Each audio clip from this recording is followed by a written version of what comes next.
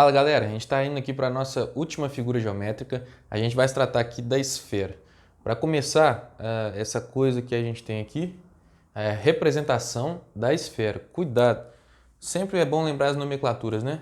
Se eu represento apenas isso aqui, eu tenho a circunferência. Circunferência significa que eu tenho vários pontos aqui, infinitos pontos que estão à mesma distância do raio, mesma distância do centro de medida aqui, e que estão em todas as direções possíveis, formando aqui um ângulo de 360 graus que a gente consegue ter. Figura plana, está aqui representada em duas dimensões. Se eu preencho todo essa circunferência, essa área, essa região que eu preenchi tudo, eu posso falar que essa figura se chama círculo. Então, círculo é algo que já é preenchido. Circunferência é como se fosse um anel, um vazio entre eles, apenas preenchido apenas o comprimento da circunferência.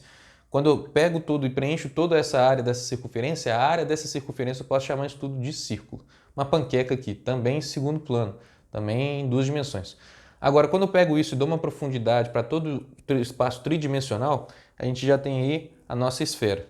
A nossa esfera, então, ocupa toda a mesma região em torno dela no espaço.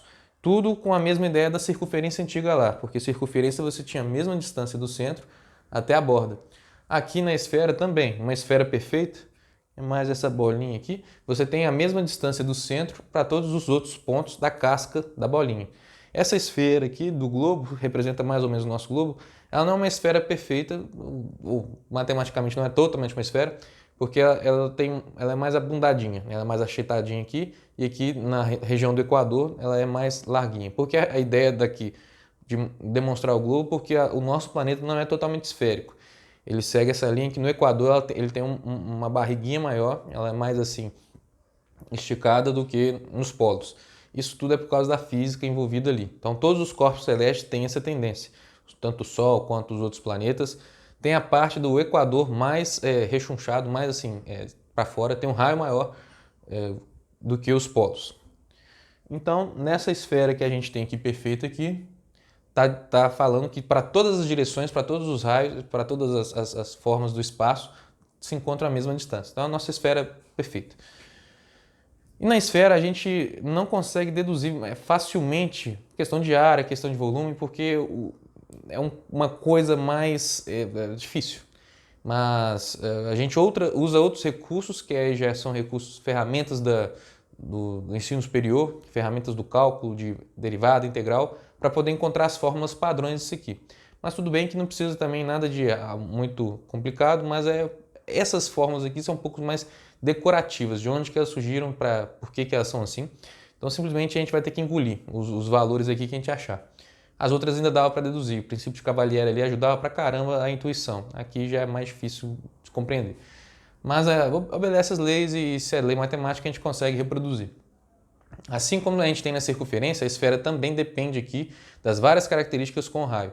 O raio é quem vai determinar totalmente as coisas da esfera, assim como o raio determina totalmente a circunferência, se ela é grande, menor, tudo mais, se ela tem essas dimensões. O raio aqui da esfera vai determinar tudo, então tudo vai ficar em função do seu raio. Então se eu quero achar, por exemplo, aqui, olha, não faz sentido ter uma base, a esfera não tem base, não tem um chão, nem cabeça, tudo vai ser em questão de referencial, né? Quem está aqui mais no começo no fim, mas independentemente da forma que eu pegar a esfera, sempre vai ser da mesma forma. Então, se eu quero pensar em termos de área, eu não preciso pensar em área da base. E nem penso em altura também, porque como eu só tenho uma medida só que é o seu raio, tudo é em função do raio. E a área, fazendo as continhas lá, com os cálculos todos, é dado por 4π R2. A gente coloca R porque às vezes você pode diferenciar esse R. Se você cortar a sua esfera, se você pega aqui, por exemplo, a sua laranja, corta ela, você não vai ter uma tampinha. Quando você corta essa laranja e vê que secciona, né, essa esfera, você pode ver uma circunferência menor se você tiver seccionado ela, cortado ela no meio da laranja. Então sua tampinha pode ser menor do que se tivesse dividido ela pela metade. Então a gente costuma dar aí uma medida de um raiozinho quando você corta aqui e vê uma outra circunferência, um outro tipo de raio, da circunferência ali inclusa. O raio mesmo da esfera se mantém. Então a gente costuma dizer Rzão só para dar essa diferenciada nessas situações que a gente vai ver ainda. Então é 4πr2. E se eu quero calcular o volume vai ser dado aqui por 4π Rzão 3, porque tudo depende de R, então a R tem que ser elevado ao cubo, sobre 3.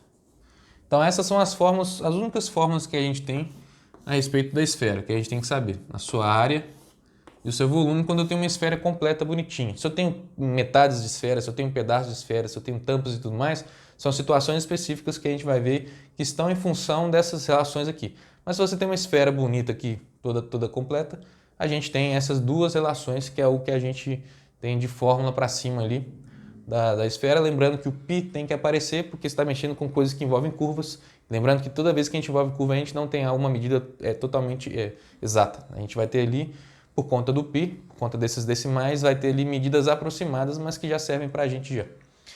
Esfera, então, a grosso modo,